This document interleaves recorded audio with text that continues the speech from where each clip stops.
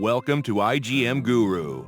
igmGuru is one of the global leading online training and certification provider for IT expert by the skilled IT gurus to help them achieve their professional goals.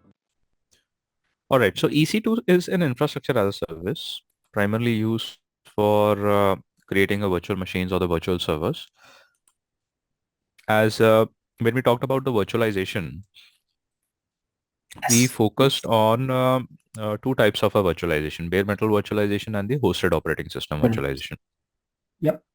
So EC2 works in the form of the bare metal virtualization that is being used in the backend by the AWS.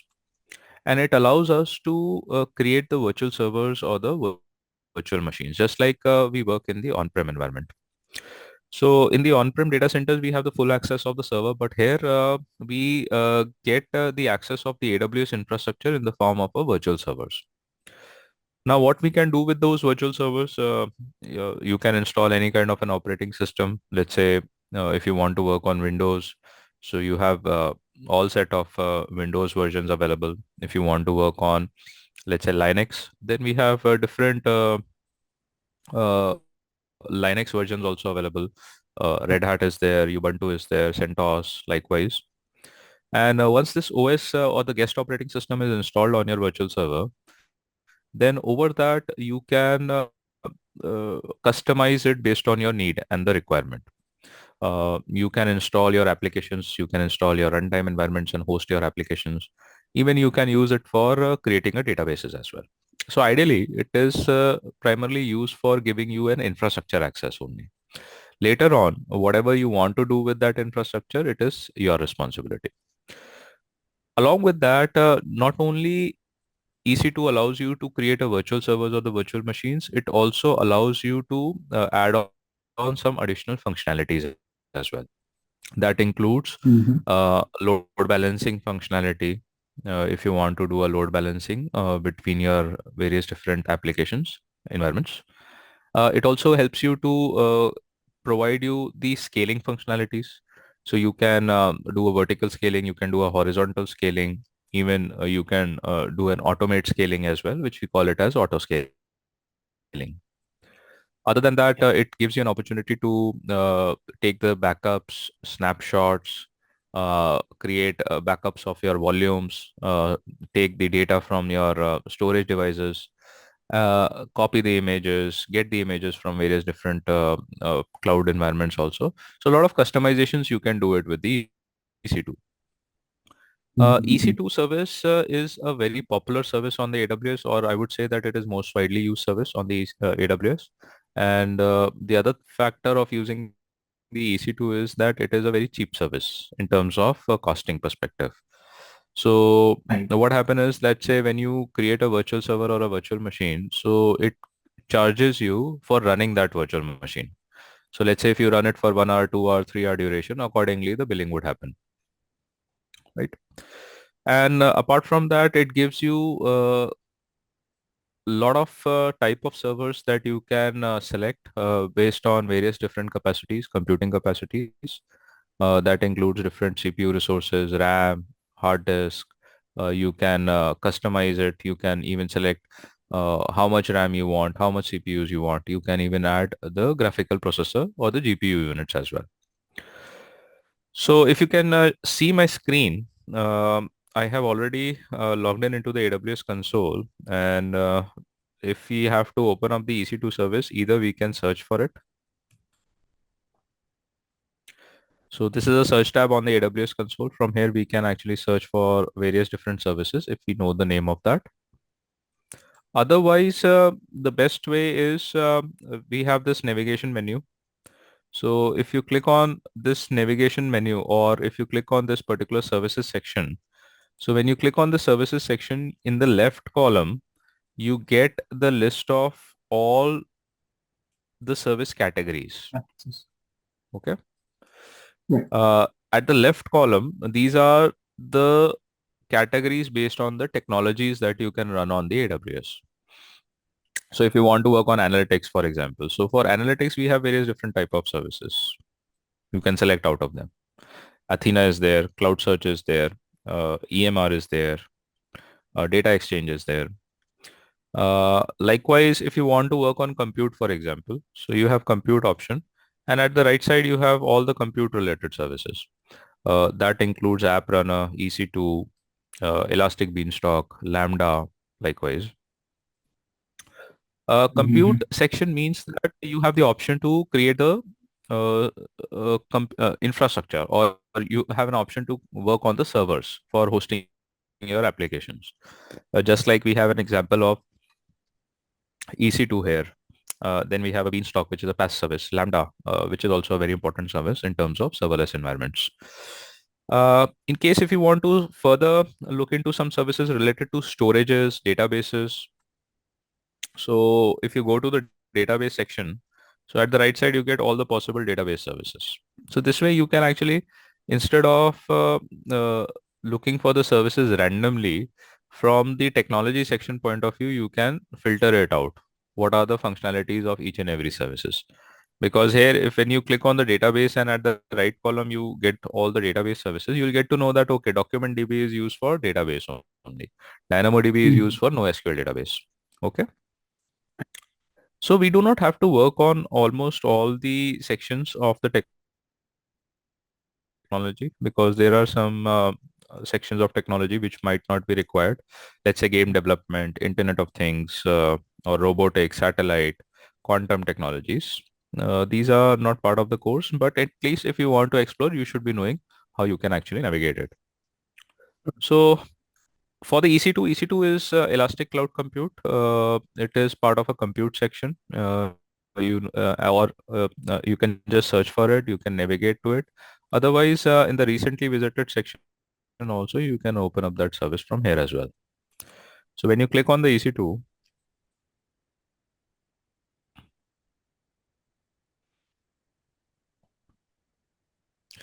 this dashboard appears.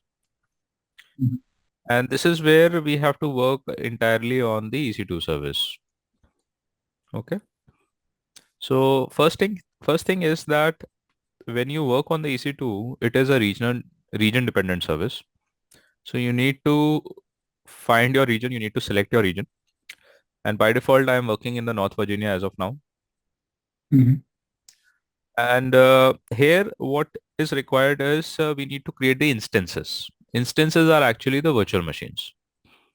So AWS has changed the name of virtual machine to instances. They call it instance instead of VMs. All right. So if you look into this dashboard, instances running state is 0. That means there is no instance that is in a running state as of now. Running state. Okay. Yeah. Now, before working on or creating any instance, you should also check the health dashboard of that particular region. And you should find that if that region is healthy, or if there are any errors on that zone or the region. So you can see here in the service health section, you have an option called US East region, which is operating normally. And then you have various different zones like 1A, 1B, 1C. We have around 6 availability zones in the North Virginia region. And all of them are basically, there are no issues with that. So this is a quick cross check you should be doing. And then the other thing is, if you want to launch a new instance, launch a new virtual machine, you just have to click on this button, orange button. And once you click on launch instance, how do we launch an instance on the AWS is we need to fill up a form, because since we do not have the access of the server directly, so we just have to fill up a template, and from that template, whatever the details that we are going to mention, the AWS is going to run that server in the backend. And we need to know how we can actually fill up that template. What are the various functionalities out of it? So in the name and the tags, you would define the name of your server. Let's say the name of the server, we put it something like web, for example. And then we need to select the AMIs. So what do you understand by an AMI? Any idea? Amazon machine Images, correct? images. Yeah. Yeah, correct. So AMI stands for, yeah, go ahead, please. Yeah. I think it actually builds the images for the operating systems that we select, right? Yes, correct. You can build the images for the operating system that you work on. Otherwise, there are pre-built images that you can get it on from the AWS as well. Right. So AMI stands for Amazon Machine Images, and this is just like images of the operating system, softwares, and certain tools. Because when we have to work on the AWS, we need to have a software or an operating system, and to get that available on the EC2, the way is using an image template format, and that is what is the AMI is used for. For example, let's say if you have to install Windows operating system on your laptop, let's say if you are going to upgrade it or if you have to install a new one, what you would require? You would require an OS image, or OS. right. So either you can get it in the form of ISO files, which is a DVD drive kind of a thing, or probably you will put it in the pen drive or hard disk, or you can get a virtualization format of that OS in the form of OVA or OVF template, which is an image copy of the entire software or the operating system. But those formats, ISO and OVA, OVF formats, does not work on the AWS. So if I have to use the same copy of a software on the AWS to launch it on any of the server, then what I need is I need to convert that file to an extension AMI, which is recognizable by AWS. Okay. So I have, let's say I have an OVA template, got it from Windows Microsoft site or an ISO file. I would convert it to an extension AMI using certain tools. I can use some third-party tools also. Otherwise, I can do that activity using the CLI tool as well, the command line interface. Yeah. And once that AMI, once that extension is converted for that software, I can use that AMI and deploy it on our EC2 instance or the virtual machine. This is But how, that's the tell me. Yeah, but that's the image that we built. So when you say a custom image, right? Custom image, So yeah. we have the operating systems and we build the we deployed the application. We have the application server and we deployed the application, and that whole image Mm-hmm. we have to convert it to AMI and deploy it into EC2. Is that Yes, correct? yes, that is absolutely correct. So these are called as custom AMIs. That means you have changed that extension of an AMI, extension of the file or a software to an AMI, which is Amazon readable format. Mm-hmm. Okay. In case if you do not want to do that, because that is a that requires a task, and sometimes what happens is that some softwares, if you are converting their extensions to AMI, they might not be readable on the AWS. You need to actually look into the compatibility as well. There are a Right. lot of softwares which we have also tried it to run it on AWS, but we do not get a full functionality because they were designed for on-prem. So we try to search for those softwares from the software vendor if they have a copy or they have a file to be used on the AWS specifically. So there Mhm. are some companies, what now they are doing is they are building up the softwares specifically to be used for AWS for other clouds. And they also mentioned that this particular file version has to be used with the on-prem or a data center equipments. So this compatibility needs to be checked. It is not necessary that every time you convert a software extension from OVA or ISO file to an AMI and it will work on the AWS. So these are all your custom images. But in case if you do not want to work on the custom images, you have an option which you can select from the AWS itself. And that is under the quick start category. Right. Okay. Right. So quick start is widely used AMIs, pre-built templates that are provided by the AWS. Okay, so in So these that includes, AMIs, yeah, yeah. so the pre-built ones just have the operating systems installed, right? Yes, pre-built has the operating systems installed, and in some AMIs you would get some tools as well. Some sub libraries are also inbuilt. Okay. It is something which you need to select it and you need to read the description of that AMI. Okay. So in the Got quick it. start, you get Amazon Linux, which is widely used. Uh, this is a Linux version provided by the Amazon, which they have customized it. However, it is Red Hat only, but they have customized it to be used on the AWS platform. So they name it as Amazon Linux, which is a lighter operating system as well. Mhm. Then you have Mac OS, Ubuntu, Windows, Red Hat, SUSE Linux, Debian, and then there are other properties or other you can say AMIs you can get it. If you want to look into the list of AMIs, because here what it says is Red Hat, but Red Hat has so many versions of Linux. We have Red Hat 8, Red Hat 7, likewise. So which Right. version you have to select it? It is not necessary that your software is going to support each and every operating system version. However, in the quick start, you get all the latest versions by default. But in case if you want to go with one previous version, then you can click on browse more AMIs. So when you click on browse more AMIs, you get the list of all the AMIs that are available by AWS. Okay.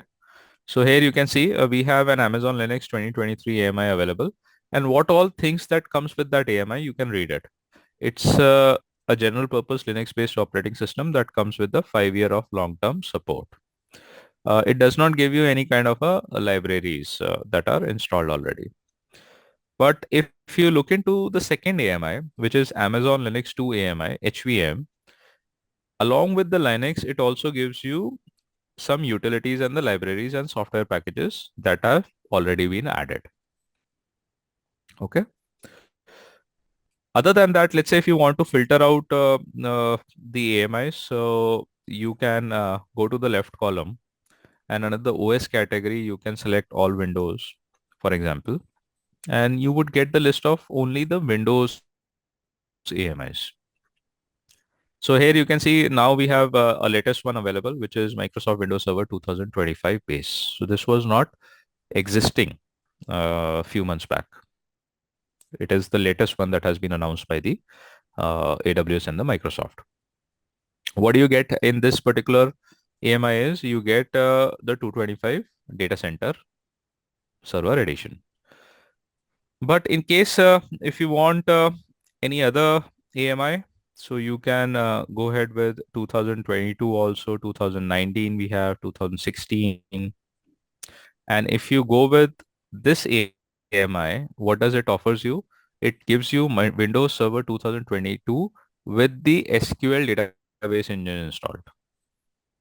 So Mhm. along with the Windows, you get an SQL also. SQL You Server. do not Yeah. have to install you do not have to install the SQL separately. So that is what you have to read through what all AMIs are offering you. But if you have observed here, the difference is that Microsoft Windows Server 2022 with SQL Server 2022 standard does not provide you a free tier eligibility. That means if I use this AMI, only for using this AMI, there will be charges that would incur, Right. right? Uh, but the other AMIs, which just gives you the operating system only, they are free tier eligible. So I can select these AMIs. There will be no charges for using this AMIs. The cost will be only with respect to running up a virtual server or you can say using the storages as well. Also, Similarly, I yeah, go just ahead, please. noticed, like, I mean, all the virtualizations is hosted OS VMs, right? Now I'm not seeing bare metal at all, like in any of the AMIs. Is there a specific reason, or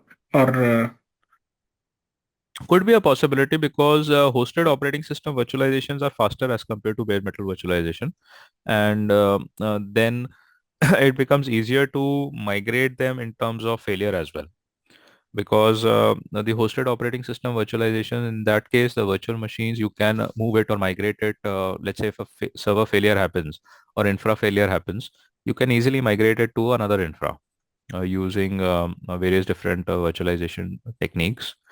And then the virtual machines mostly in the hosted operating system are a bit more faster. You get it very quickly also. But again, it depends on the cloud to cloud. Somewhere we may find it bare metal also, somewhere we may find it hosted operating system, depends on the requirement. There could be another reason, that is because these days a lot of cloud platforms are used for Docker and containerizations processes, mostly for the microservices architectures. Mhm. And in those environments, the bare metal virtualizations are not needed. You require a hosted operating system virtualizations. And then cloud also offers you a lot of serverless kind of a services. So in the serverless services, ideally you need a server in the backend, but this is something which the user does not have to basically create it. And those are also supporting the hosted operating system virtualizations. So that could be the reason, that because a lot of work is being done on serverless, containerized environments, microservices environments. The cloud might have thought that, the service provider might have thought that it is better to use the hosted operating system virtualization rather than the bare metal virtualizations.